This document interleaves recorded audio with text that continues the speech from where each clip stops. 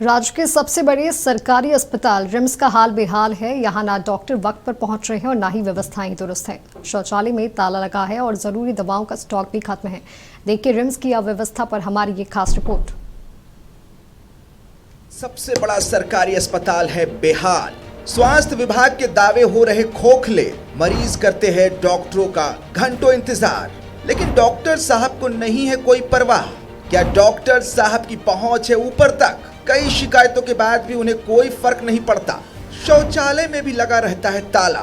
OPD शौचालय पड़ा है बंद। जरूरी दवाओं का भी स्टॉक नहीं है उपलब्ध। रिम्स को अत्याधुनिक अस्पताल बनाने के दावे किए जाते हैं, लेकिन आप जरा सोचिए, अगर डॉक्टर ही इलाज के लिए समय पर नहीं पहुंचेंगे तो इन दावों का क्या होगा? जी हाँ, न्यूरोलॉजी विभाग के एक डॉक्टर हैं जो ड्यूटी पर कभी वक्त से नहीं पहुंचते। 11 बजे तक भी डॉक्टर साहब को अपना काम याद नहीं आया। निदेशक के कई आदेशों के बाद भी यह व्यवस्था नहीं सुधरी है। कहा जाता है कि डॉक्टर साहब की पकड़ ऊपर तक है, इसलिए कोई कार्रवाई नहीं होती। मैं डॉक्टर्स की जासूसी नहीं करने दूंगा।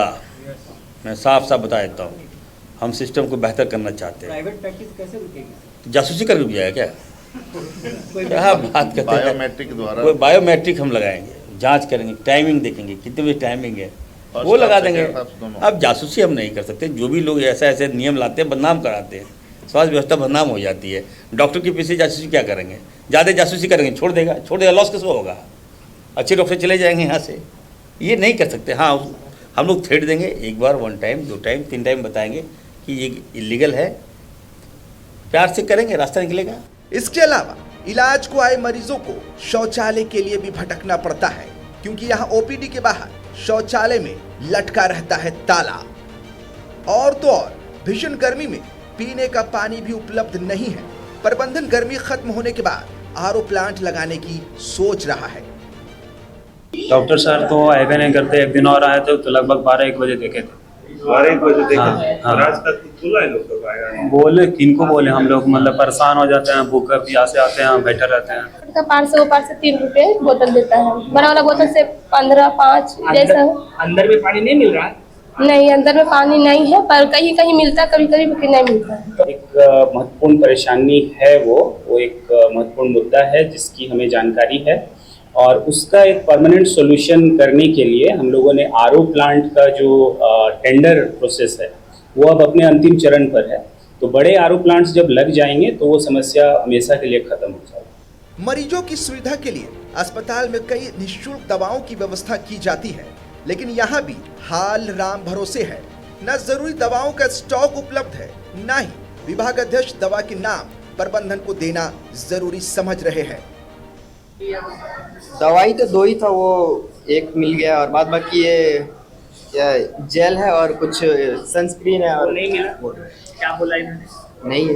मतलब सस्ती वाली दवाई मिल गई, महंगी वाली और टैबलेट मिल गया, बाद सनस्क्रीन वो सब तो नहीं है। बाहर मिलेगा। हमारे अधीक्षक महोदय ने बार बार ये ऑर्डर निकाला है, और अभी हाल फिलहाल में एक और निकाला है कि जो भी दवाइयाँ लिखनी हैं वो एनएमसी के मापदंड के अनुसार, जैसा एनएमसी का इंस्ट्रक्शन होता है कि दवाई का नाम जेनरिक लिखना है और उनको कैपिटल लेटर्स में लिखना है, ताकि वो सब कोई पढ़ सके आसानी से। तो अगर ये एक बार जब हम करना शुरू कर देंगे, उसमें सारे बाकी डॉक्टरों को भी ये हिदायत दी गई है, सभी विभाग के डॉक्टरों को, कि आप इन गाइडलाइंस को फॉलो करें अच्छे से, और उसी के हिसाब से जैसा कैपिटल लेटर्स और जेनरिक नाम लिखना है तो वो लिखें। और ऐसा नहीं करने वालों पर फिर जो भी विधि सम्मत जो कार्रवाई है वो की जाएगी। रिम्स की इतनी शानदार व्यवस्था के मारे तो आम लोग है ही, लेकिन कांग्रेस के नेताओं का भी बुरा हाल है। अपने ही मंत्री की व्यवस्था से कांग्रेस के वरिष्ठ नेता भी परेशान हैं। अस्पताल की लचर व्यवस्था के कारण बाहर इलाज कराने की तैयारी में है। और वैसे रिम्स जैसे जगह में हमको लगता है कि सब लोग, हम भी अभी आए हैं, देखिए कहीं ना कहीं किसी का पैरवी करना पड़ता है। और सबसे बड़ी बात है ये विभाग मैंने चिकित्सा बड़ी खर्चीला हो गया। अब यहाँ है कि थोड़ा सस्ता हो जाता है। अब मत नहीं बोले, हम आज अभी आए हैं ना, मेरी सिस्टर के लिए आए, सोचिए, अपने दूसरे के लिए नहीं आए। दूसरे के लिए कभी 15 दिन पहले आए थे। मेरी सिस्टर के लिए आए हैं कि उसका MRI कराना है, तो नहीं होगा फिर बाहर में कराएंगे। ठीक है। झारखंड का स्वास्थ्य महकमा पूरे झारखंड की स्वास्थ्य व्यवस्था दुरुस्त करने की बात करता है, लेकिन जब राज्य का सबसे बड़ा अस्पताल ही खस्ता हाल होगा तो बाकी जिलों के स्वास्थ्य केंद्रों की हालत क्या होगी, आप अंदाजा लगा सकते हैं।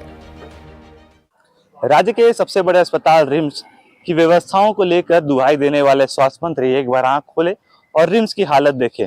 लगातार जो शिकायतें मरीजों की रहती है वो कहीं भी किसी प्रकार की झूठ नहीं बल्कि तथ्य के साथ मरीज रखते हैं। ना तो डॉक्टर समय पर ओपीडी पहुंच रहे हैं, पानी पीने की व्यवस्था नहीं है, और जो दवाइयों की बात लगातार कही जाती है, ना तो दवाई सरकारी स्टोर में मिल रही है और ना तो बाहर लोगों को जिस प्रकार से व्यवस्था होनी चाहिए थी वो होनी है। 5,000 7,000 की दवाएं लोगों को बाहर से लेनी पड़ रही है।